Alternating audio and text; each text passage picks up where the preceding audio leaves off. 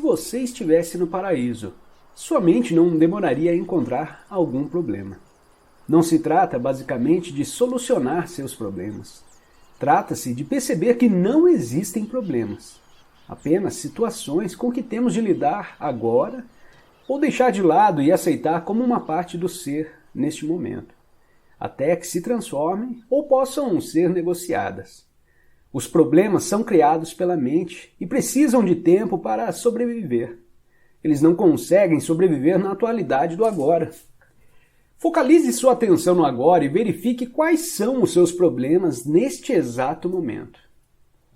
Não estou obtendo uma resposta porque é impossível termos problemas quando toda a nossa atenção está inteira no agora. Pode ser que haja uma ou outra situação que você precise resolver ou aceitar. Por que transformar isso em problema?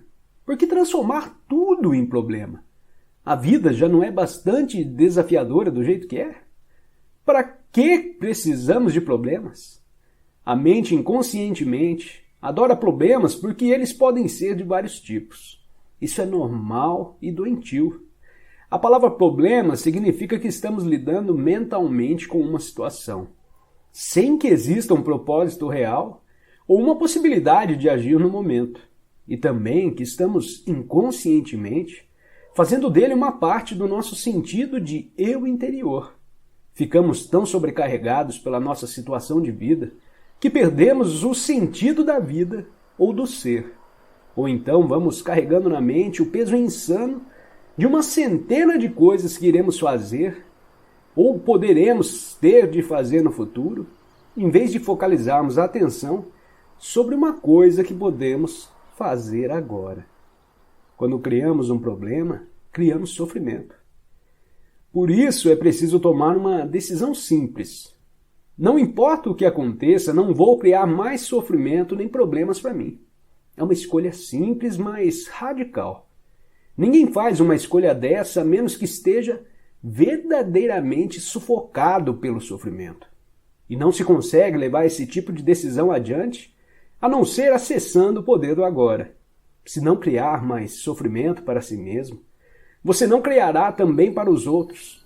Deixará assim de contaminar nosso lindo planeta, seu próprio espaço interior e a psique humana coletiva com a negatividade da criação de problemas. Se alguma vez esteve numa situação de emergência, de vida ou morte, saberá que isso não foi um problema. A mente não teve tempo para se distrair e transformar a situação em problema. Numa emergência de verdade, a mente para. Ficamos absolutamente presentes no agora, e algo infinitamente mais poderoso passa a dominar. Essa é a razão pela qual existem inúmeros relatos de pessoas comuns que, de uma hora para outra, tornam-se capazes de façanhas incrivelmente corajosas. Numa situação de emergência, ou você sobrevive ou morre. Em nenhum dos casos existe um problema. Algumas pessoas ficam furiosas quando me ouvem dizer que os problemas são ilusões. É que estou ameaçando afastar delas a imagem que têm de si próprias. Elas investiram muito tempo num falso sentido de eu interior. Durante muitos anos, definiram inconscientemente suas identidades de acordo com os problemas que tiveram. Quem seriam sem eles? Uma grande porção do que as pessoas dizem, pensam ou fazem é, na verdade, motivada pelo medo, que está sempre ligado ao foco no futuro e a se estar fora do contato com o agora. Se não existirem problemas no agora, não existirá o medo. Caso apareça uma situação com a qual você precise lidar agora, a sua ação vai ser clara e objetiva, se conseguir perceber o momento presente. Tem muito mais chances de dar certo. Não será uma reação vinda do condicionamento da sua mente no passado, mas sim uma resposta intuitiva à situação. Em situações em que a mente teria reagido, você vai achar mais eficaz não fazer nada. Fique só centrado no agora. O modelo da consciência condicionada pelo tempo está profundamente enraizado na psique humana.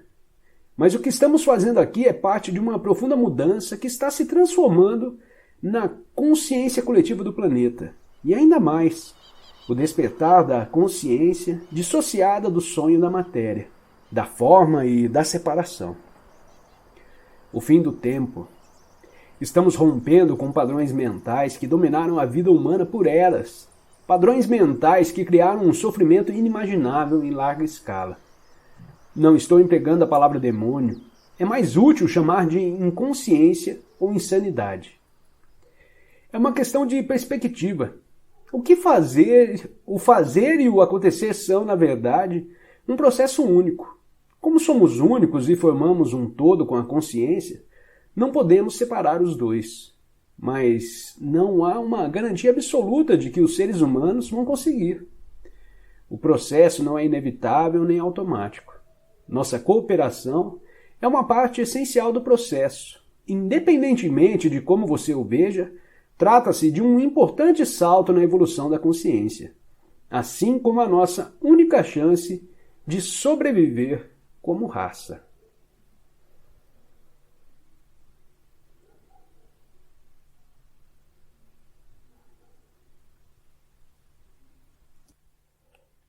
As coisas são como são. Observe como a mente julga continuamente o comportamento, atribuindo nome às coisas. Entenda esse processo, cria sofrimento e infelicidade.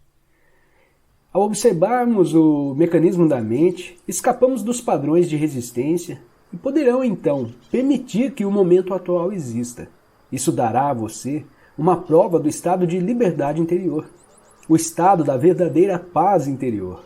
Veja então o que acontece e parta para a ação, caso seja necessário ou possível. Aceite, depois haja. O que quer que o momento atual contenha, aceite-o como uma escolha sua. Trabalhe sempre com ele e não contra. Torne-o um amigo e aliado, não seu inimigo. Isso transformará toda a sua vida como por um milagre. Enquanto não somos capazes de acessar o poder do agora, vamos acumulando resíduos de sofrimento emocional. Esses resíduos se misturam ao sofrimento do passado e se alojam em nossa mente e em nosso corpo. Isso inclui o sofrimento vivido em nossa infância, causado pela falta de compreensão do mundo em que nascemos. Todo esse sofrimento cria um campo de energia negativa que ocupa a mente e o corpo. Se olharmos para ele como uma entidade invisível, com características próprias, estaremos chegando bem perto da verdade. É o sofrimento emocional do corpo. Apresenta-se sobre duas modalidades, inativo e ativo. O sofrimento pode ficar inativo 90% do tempo ou 100% ativado em alguém profundamente infeliz. Algumas pessoas atravessam a vida quase que inteiramente tomadas pelo sofrimento, enquanto outras passam por ele em algumas situações que envolvem relações familiares e amorosas, lesões físicas ou emocionais, perdas do passado, abandono e etc. Qualquer coisa pode ativá-lo, especialmente se encontrar ressonância em um padrão de sofrimento do passado. Quando o sofrimento está pronto para despertar do estágio inativo, até mesmo uma observação inocente, feita por um amigo ou um pensamento, é capaz de ativá-lo. Alguns sofrimentos são irritantes, mas inofensivos, como é o caso de uma criança que não para de chorar. Outros são monstros destrutivos e mórbidos, verdadeiros demônios. Alguns são fisicamente violentos, outros emocionalmente violentos. Eles podem atacar tanto as pessoas à nossa volta, quanto a nós mesmos, seus hospedeiros. Os pensamentos e sentimentos relativos à nossa vida tornam-se, então, profundamente negativos e autodestrutivos. Doenças e acidentes frequentemente acontecem desse modo. Alguns sofrimentos podem até levar uma pessoa ao suicídio. Às vezes levamos um choque ao descobrir uma faceta detestável em alguém que pensávamos conhecer bem. Entretanto, é mais importante observar essa situação em nós mesmos do que nos outros. Preste atenção a qualquer sinal de infelicidade em você, qualquer que seja a forma, pois talvez seja o despertar do sofrimento. Ele pode se manifestar como uma irritação, um sinal de impaciência, um ar sombrio, um desejo de se ferir sentimentos de raiva, ira, depressão ou uma necessidade de criar algum tipo de problema em seus relacionamentos. Agarre o sinal no momento em que ele despertar de seu estágio inativo. O sofrimento deseja sobreviver, mas para isso precisa conseguir que nos identifiquemos inconscientemente com ele. Portanto, quando o sofrimento toma conta de nós, cria uma situação em nossas vidas que reflete a própria frequência de energia da qual ele se alimenta. Sofrimento só se alimenta de sofrimento. Não se consegue alimentar de alegria. Acha indigesta. Quando o sofrimento nos domina, faz com que desejemos ter mais sofrimento. Passamos a ser vítimas ou perpetradores. Queremos infligir sofrimento ou senti-lo ou ambos. Na verdade, não há muita diferença entre os dois. É claro que não temos consciência disso e afirmamos que não queremos sofrer. Mas preste bem atenção e verá que o seu pensamento e o seu comportamento estão programados para continuar com o sofrimento, tanto para você quanto para os outros. Se você estivesse consciente disso, o padrão iria se desfazer. Porque desejar mais sofrimento é uma insanidade, e ninguém é insano conscientemente. O sofrimento, a sombra escura projetada pelo ego, tem medo da luz da nossa consciência, teme ser descoberto, sobrevive graças à nossa identificação consciente com ele, assim como do medo inconsciente de enfrentarmos o sofrimento que vive dentro de nós. Mas se não o enfrentarmos, se não direcionarmos a luz da nossa consciência sobre o sofrimento, seremos forçados a revivê-lo. O sofrimento pode nos parecer um monstro perigoso, mas eu lhe garanto que se trata de um fantasma frágil. Ele não pode prevalecer sobre o poder da nossa presença. Alguns ensinamentos espirituais dizem que todo sofrimento é, em última análise, uma ilusão. E isso é verdade. A questão é se isso é uma verdade para você. Acreditar simplesmente não transforma nada em verdade. Você quer sofrer para o resto da vida e permanecer dizendo que é uma ilusão? Será que essa atitude livra você do sofrimento?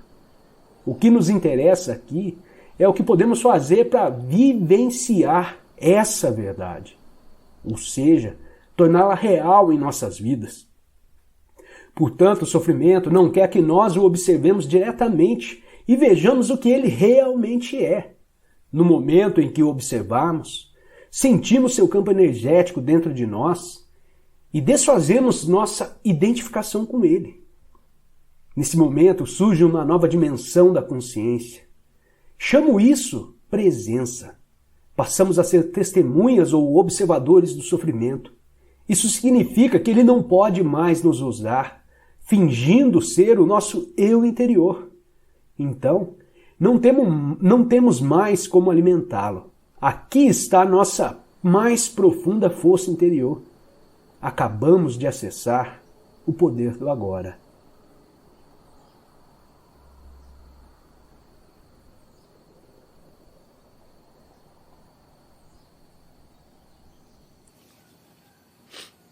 Olá, Eckhart. A minha pergunta é num nível um pouco mais pessoal. Eu li algo sobre você que em um ponto da sua vida você escolheu o nome Eckhart para si mesmo. Hoje você fala sobre a identidade da forma, a dor corporal e o eu superficial, acumulando as histórias do passado. Gostaria de saber qual foi a motivação ou o desejo por trás dessa escolha e se houve algum impacto no seu bem-estar após fazer essa mudança. Para fazer essa mudança é preciso fazer algum tipo de acordo com o mundo da forma, o mundo dos rótulos e assim por diante. Às vezes é conveniente quando alguém pergunta qual é o seu nome. Antes de responder a pergunta, vou explicar. Quando alguém te pergunta qual é o seu nome, é mais prático e evita muita complicação dizer meu nome é assim e assim. Isso não significa que você se identifica com esse som em particular, mas funciona melhor do que dizer eu não tenho nome nem forma, porque isso pode confundir e provavelmente vai acabar com a conversa. Então ajuda a ter um nome na vida normal. Mas há outra coisa. Esses são formas de pensamento. E seu nome, é claro, está conectado com sua identidade de forma. Conforme você cresce e passa pela vida, você tem todos os tipos de experiências.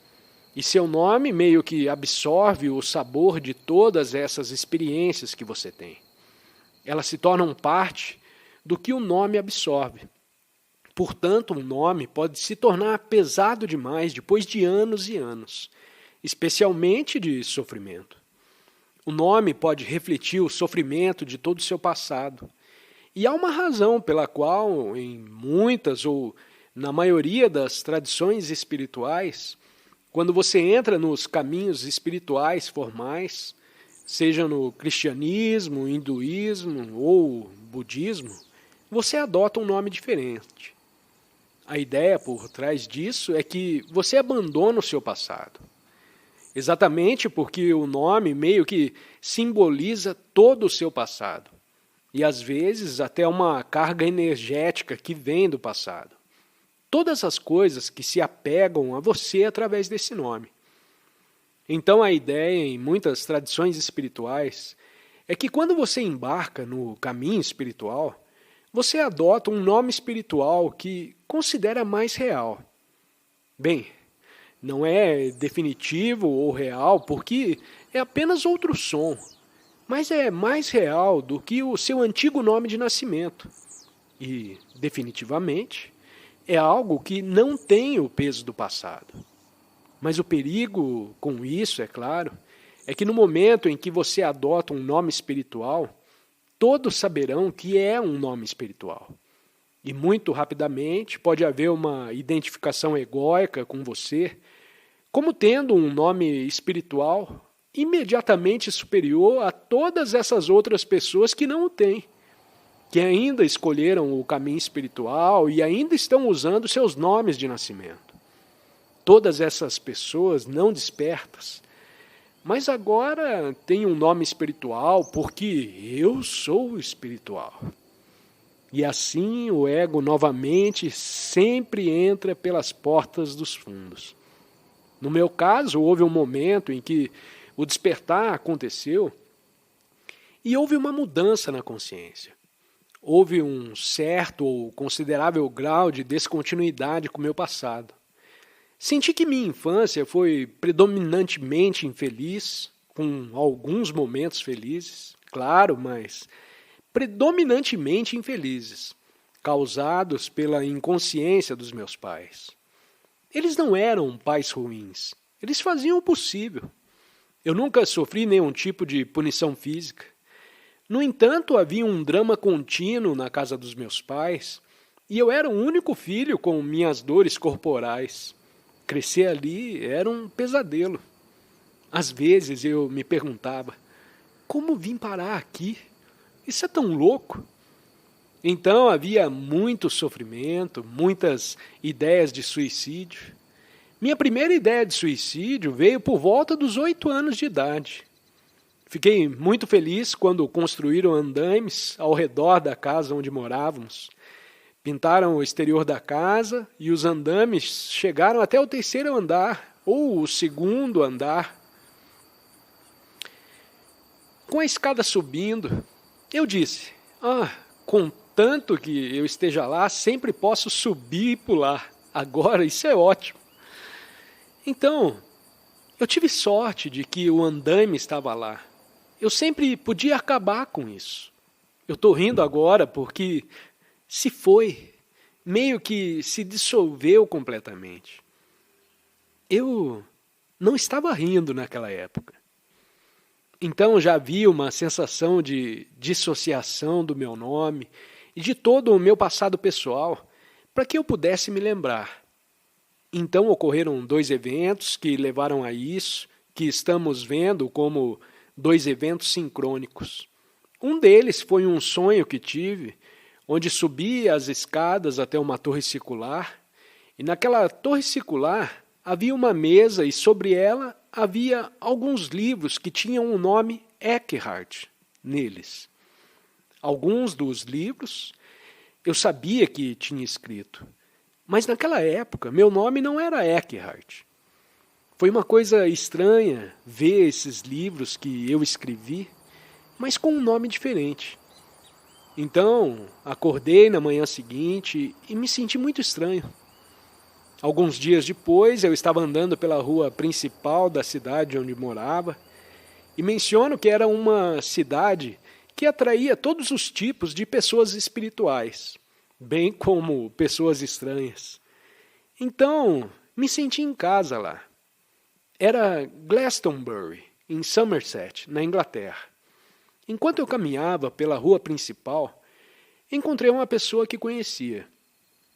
Ela era um médium, mas não estava fazendo nenhum trabalho psíquico naquele momento. E ele me cumprimentou dizendo: "Oi, Eckhart." E eu respondi: "Oh, desculpe, eu não sei por que esse nome veio à minha cabeça." Foi isso.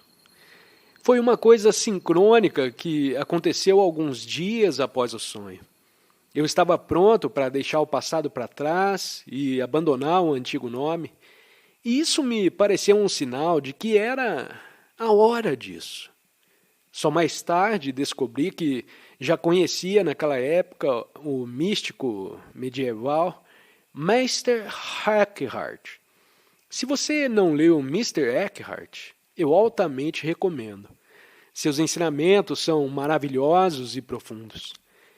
Eu costumo dizer que, se você realmente quer entender o budismo, leia Mr. Eckhart, porque ele mostra a essência do budismo.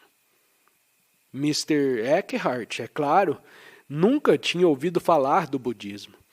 Ele era um monge na tradição cristã nos tempos medievais. Ele é uma figura muito estranha no cristianismo.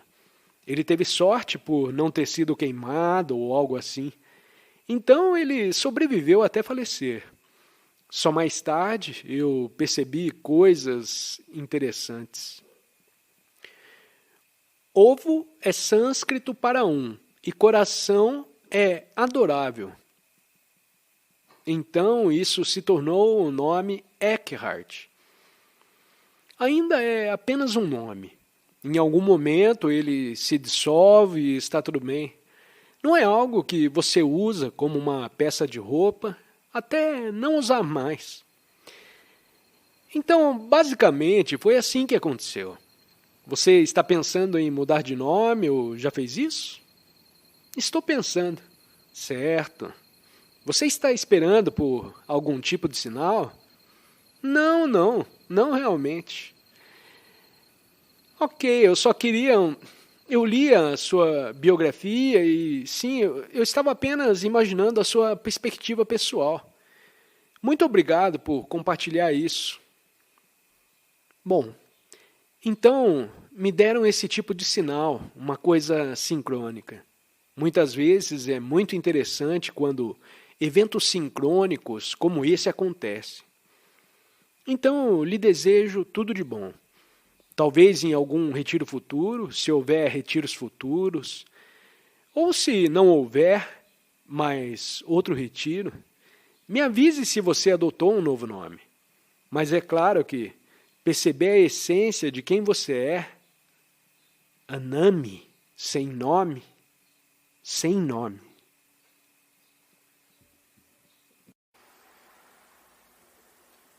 Eu quero lembrar a todos nós de que não estamos aqui para fazer nada.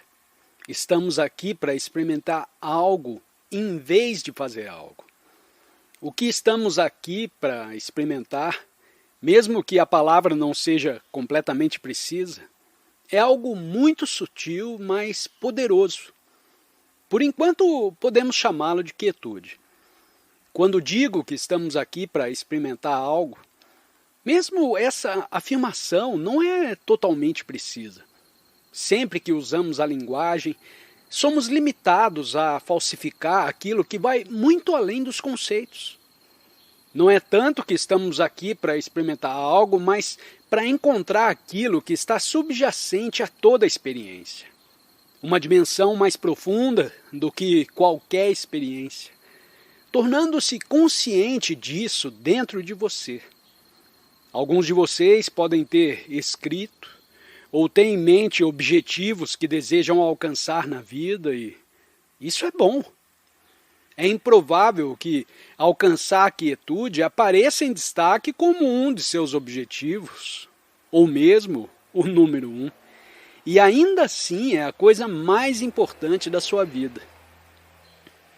É bom que não esteja na sua lista de objetivos a serem alcançados, porque se você fizer disso um objetivo, isso implica que precisa do futuro para alcançar a quietude. O que é verdade para todos os outros objetivos, mas não para aquilo que chamamos de quietude. Temporariamente apenas a chamamos assim. Se você transformar isso em uma meta a ser alcançada, colocará no futuro e nunca encontrará, porque é inseparável do momento presente. Agora, o agora que realmente as pessoas não têm consciência como uma presença real. E aqui temos outro indicador que poderíamos usar em vez de quietude. E esse é a presença. Como a palavra indica, a presença é inseparável do presente, o agora. Para a maioria das pessoas, no entanto, o agora não é uma realização viva. Elas estão apenas conscientes do que acontece no agora. E mesmo isso não está certo. Elas não estão realmente conscientes disso. São reativas em relação a isso e estão identificadas com isso. Identificam-se com seus pensamentos que surgem e são reativas ao que acontece lá fora. Estou aqui apenas falando um pouco, dando dicas a cada frase. Cada palavra é realmente uma indicação disso. Confio que enquanto estamos sentados aqui juntos, desistindo da ideia de que estamos aqui para fazer algo, uma compreensão surgirá dentro de você, que é a presença viva dentro da mente pensante. Por um momento, há apenas uma consciência espaçosa e quietude. Você não dormiu. Você permaneceu quieto, sem cair em um sono sem sonhos. Apenas surgiu algo que normalmente você teria esquecido. Nossa meditação aqui, se quisermos chamá-la, é tornar-se consciente do espaço dentro de outro ponteiro. A quietude, o espaço. Tornar-se totalmente à vontade com o momento presente é um estado muito raro para a maioria dos humanos. Geralmente, só ficam à vontade quando algum desejo acaba de ser satisfeito e então ficam à vontade por um tempo. Alguns minutos, talvez. Ou ficam à vontade porque estão tão cansados que estão indo dormir. Eu estou aqui para conduzi-lo a essa compreensão da quietude interior, daquela dimensão interior. Conduzi-lo através de palavras que são apenas indicadores e através da demonstração de presença. Você pode sentir isso se prestar atenção à quietude subjacente que está aqui enquanto falo, por trás das palavras, entre as palavras. Sintonizem-se com nada pessoal, com nada a ver com essa pessoa. À medida que você se sintoniza com isso, a mesma dimensão surge dentro de você, que, novamente, não tem nada a ver com aquela pessoa que você pensa que é. Há uma dimensão que transcende a pessoa. Está nessa pessoa a dimensão que transcende o pessoal e a pessoa. E tudo o que tem a ver com a pessoa. A história pessoal, os problemas, a situação de vida, os altos e baixos da situação de vida. Que Deus está sempre presente, mas é completamente ignorado pela maioria das pessoas, Porque se Deus tem algum significado, é a dimensão transcendente da vida. Ela transcende tudo que surge na vida, além do pensamento, além das formas físicas, além da forma. Transcende o passado e o futuro, o tempo. Não tem nada a ver com o tempo, é presença. Presença eterna ou eternidade não é um conceito filosófico abstrato. Aponta para uma realização viva, uma experiência direta. Isso é o que queremos dizer quando falamos da dimensão transcendente. Está além do que podemos conceber com a mente. A mente não pode entendê-la. Não é uma experiência que você pode criar ou fabricar. Ela surge quando você para de se identificar com o pensamento e mergulha no momento presente. É uma descoberta interior que não está vinculada a condições externas. As condições externas mudam. Os altos e baixos da situação de vida sempre estarão lá. O milagre é encontrar a dimensão transcendente dentro de você, sem a qual a vida não pode ser uma experiência duradoura e satisfatória. Quando você se torna consciente da quietude, percebe que consciência e quietude não são duas coisas separadas, mas uma única experiência. Na linguagem usamos frases como "estou ciente da quietude", mas quando você vai além das palavras, além da dualidade criada pela linguagem, percebe que não há sujeito e objeto nessa realização. Às vezes, quando expressamos isso em palavras, parece haver um sujeito que está ciente da quietude como algo em mim. Contudo, essa dualidade é uma criação da linguagem. Na verdade, não é eu como uma entidade separada que está ciente da quietude como algo dentro de mim. Na verdade, consciência e quietude são uma única realização. Essa compreensão vai além do intelecto, além das palavras. É uma experiência direta que transcende a dualidade do pensamento. Ao se tornar mais consciente dessa dimensão transcendente, você pode vivenciar uma paz profunda e duradoura, independentemente das circunstâncias externas. É a descoberta da verdadeira fonte de satisfação e paz interior. Todo estado de pensamento é transmitido. Assim, você pode ser arrastado para pensar também. E nenhum pensamento em qualquer relacionamento é vital. É crucial para seus filhos, para que os velhos padrões cessem de operar e o novo possa emergir. A partir desse estado de consciência, você pode então responder às necessidades da criança. Não mais reagindo a partir de um padrão desatualizado, mas do espaço consciente. Você também sabe o que é apropriado para um momento específico. Seja permitindo que a criança explore ou dizendo para sair de uma área perigosa. Há sempre um equilíbrio sutil entre permitir que a criança descubra por si mesma e proteger a criança. Decidir quando dizer "Ei, não vem aqui", é mais fácil do espaço consciente. Toda a sua vida não se trata apenas disso. A questão tem implicações mais amplas. Não está relacionada apenas a você, mas com a necessidade de espaço interior onde quer que vá. Se você entrar na natureza sem esse espaço, dificilmente estará presente. Ao cercar-se de beleza e vivacidade, seus pensamentos sobre investimentos fracassados ou outros problemas obscurecem a consciência da natureza ao seu redor.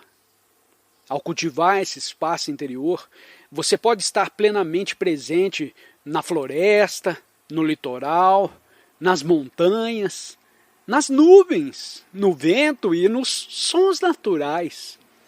Isso é fundamental para afastar pensamentos irrelevantes e permitir uma conexão mais profunda com o entorno natural. Você não está totalmente presente, ou talvez esteja um pouco mais presente do que a pessoa que está totalmente distante, mas não muito mais, porque ainda está preso em conceitos em sua mente.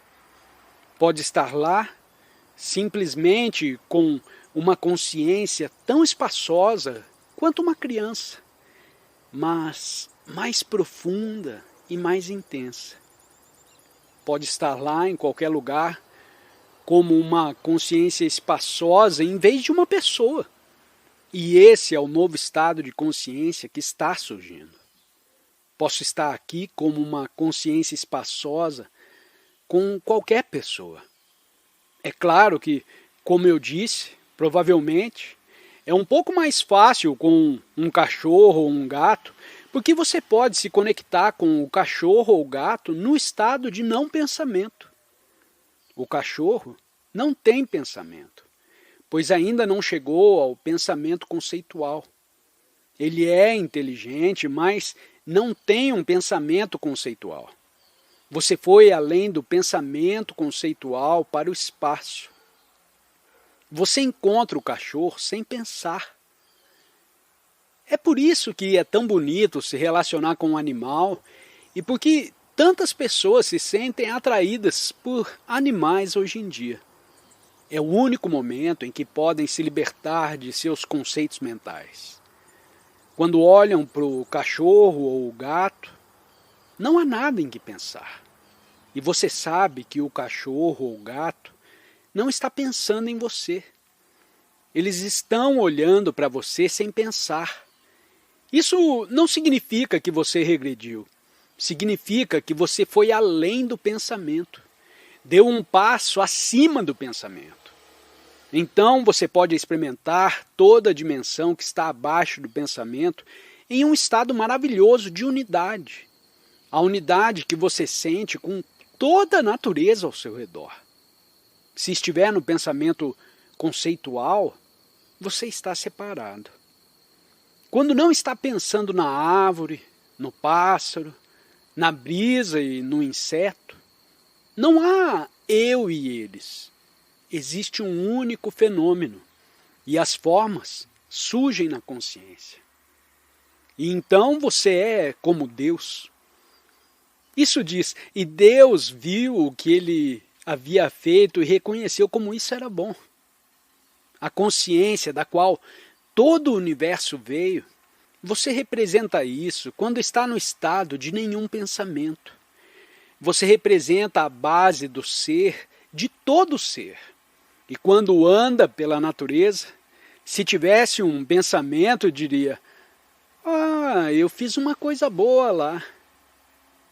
Você vê que, mesmo na tensão entre os opostos, mesmo que haja um bem mais profundo além disso, ocasionalmente, uma coisa devora a outra, mas há uma harmonia maior que envolve o todo. Você não pode sentir essa harmonia quando está preso no pensamento conceitual. Então, da próxima vez, pode me contar como está indo com seus filhos. Isso se torna uma prática espiritual, assim como tudo mais. Tudo isso se torna uma prática espiritual.